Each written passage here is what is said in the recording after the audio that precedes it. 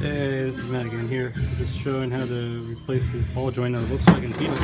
Show how you get premature wear. Usually Picklehorn does that. But you also, there's an alignment on the control arm that actually has a groove right there.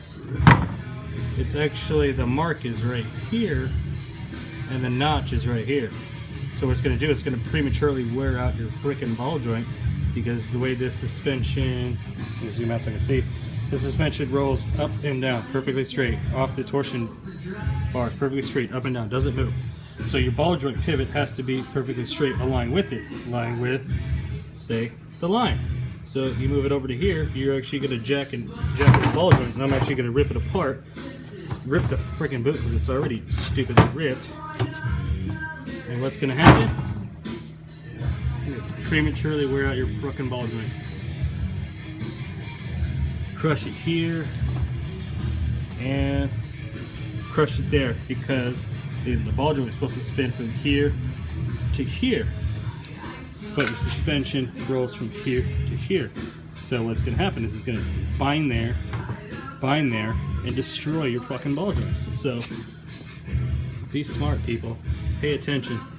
This could easily have been spotted when you actually look under the car and actually see it.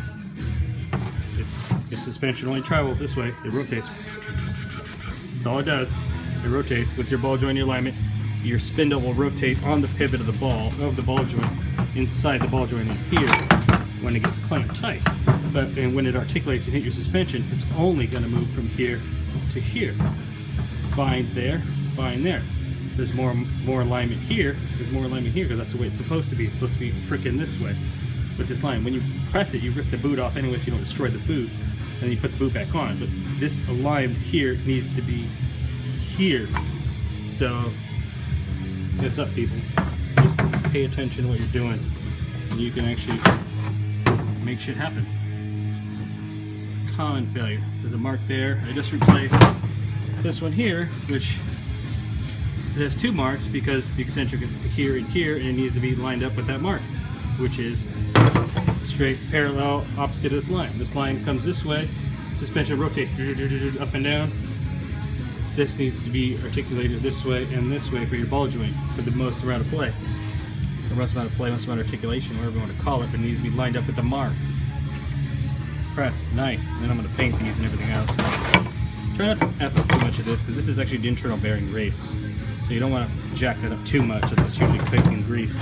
That ball joint is done. So anyways, just letting everybody know what's going down.